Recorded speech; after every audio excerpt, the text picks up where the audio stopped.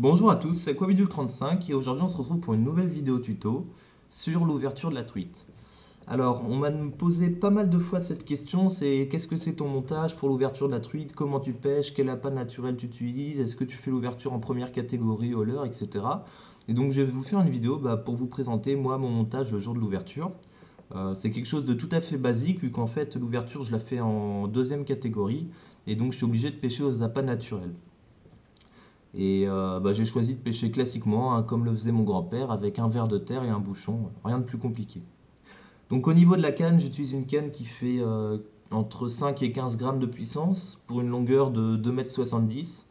Donc avoir une grande canne, ça vous permet d'être plus à l'aise de manière à vous éloigner de la berge ou à poser plus précisément votre bouchon.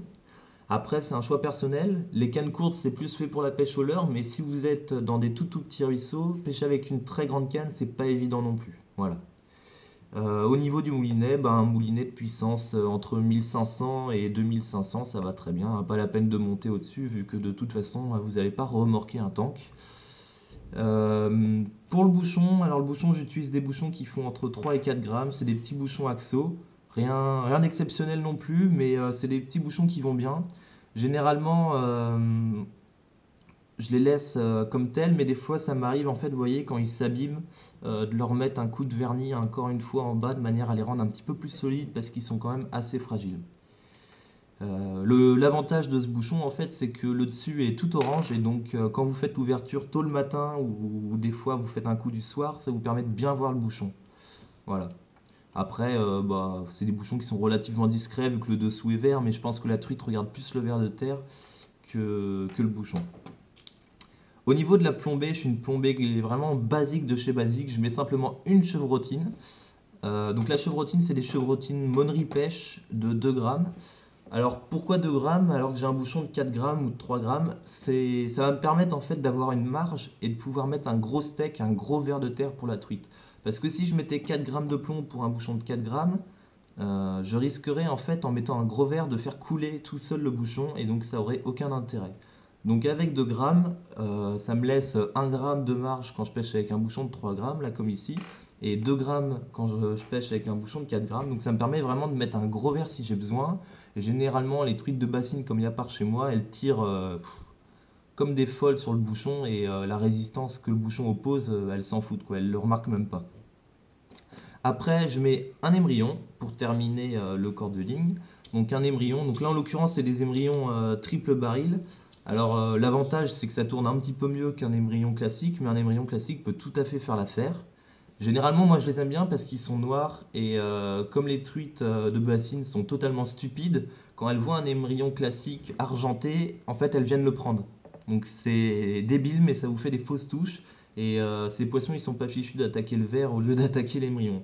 Donc j'ai trouvé ceux-là en noir, en plus triple baril, ils sont assez fins, assez petits donc voilà, ils sont peu visibles, c'est plutôt pas mal. Après la résistance, une résistance de 6 kg c'est largement suffisant. Vous pouvez prendre un émerillon avec une résistance de 2 kg, ça suffira quoi. Généralement, les émerillons, c'est pas ça qui pète, ça va être votre montage.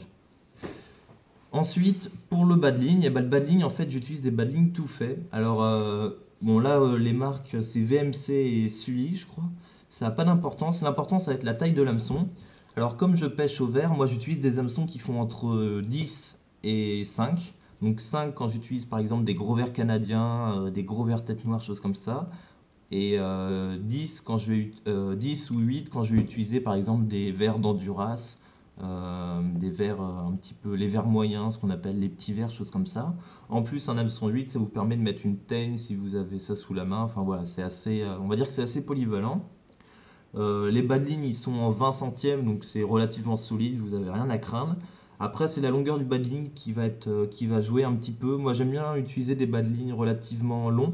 C'est-à-dire là, j'ai 50 cm de bas de ligne, mais des fois, ça m'arrive de rajouter, on va dire 30 cm de manière à avoir un petit peu plus de bas de ligne, quoi. J'aime bien quand même avoir une bonne longueur de bas de ligne. Et puis enfin, je rajoute un petit plomb de touche, vous voyez, au milieu du bas de ligne. Alors le plomb de touche, en fait, ça me permet de faire couler plus rapidement le verre. Et au moment du lancer, en fait, je freine un petit peu la ligne et donc le plomb va avancer et la ligne va se positionner bien droite, pardon. Donc ça va éviter en fait des nœuds, choses comme ça.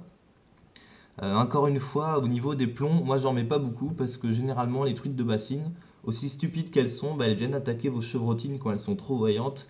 Et ça paraît vraiment débile, mais vous avez des fausses touches à cause de poissons qui viennent essayer de choper vos plombs. Donc voilà, j'en mets deux comme ça, je suis à peu près tranquille, assez discret.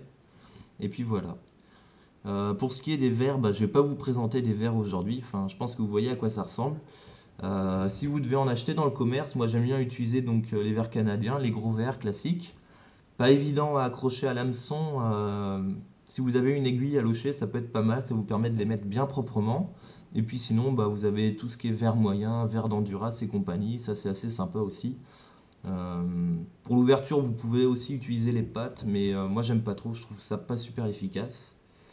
Enfin voilà, c'était bah, mon petit montage. J'ai rien, vraiment rien de compliqué, hein. C'est pas la peine de trop vous prendre la tête. Enfin, ça dépend où vous pêchez. Chez moi, le poisson est pas méfiant parce que c'est des truites de bassine et donc c'est des poissons assez stupides. Mais si vous pêchez, enfin moi je vois à l'ouverture sur des cours d'eau de première catégorie avec des montages comme ça, je connais des gens qui le font et ils ont aucun problème pour sortir du poisson sauvage. Voilà. Donc bah, j'espère que cette vidéo vous aura plu. Bah, n'hésitez pas à passer sur Facebook aussi parce que je viens de créer une page. Et puis bah, je vous dis à bientôt et bonne chance pour votre ouverture. Allez, salut tout le monde!